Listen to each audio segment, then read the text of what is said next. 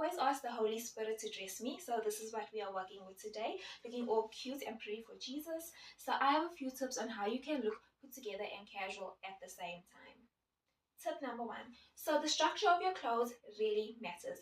Where your top sits, where your pants starts, where the length of your pants ends, where the length of your tops end, it all matters. The structure of your clothes matters. It will either make or break your outfits. So as you can see, this looks put together but yet casual at the same time.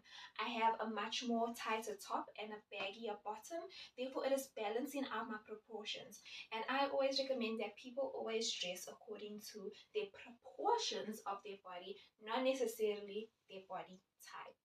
So, and I always like a juxtaposition when it comes to dressing. So if it's like something tight at the top, then it should be something loose at the bottom. If it's tighter on the bottom, then maybe a bit looser on the top. So not everything is either skin tight or too baggy. Tip number 2. So as you can see, I have this subtle white that is peeping out underneath my pink top, and that just elevates the outfit and makes it look, it still looks casual, but it still looks put together. It looks a bit like I actually tried. So when I say put together, I mean like it must look like you actually tried, but casual in the sense like you just threw everything on.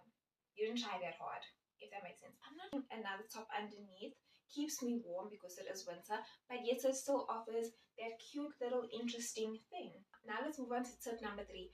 I recommend getting everyday jewelry pieces because so my everyday jewelry is a cute little pearl stud with a pearl necklace to match, and then I have a gold watch. The last tip that I have for you is be aware of where you place your jewelry.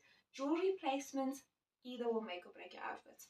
So, for example, most people would wear a watch and they would put it over here. Because my tops are so long, the watch is literally hiding. So instead of putting it right here at the bottom of my wrist, I will move it up to the top.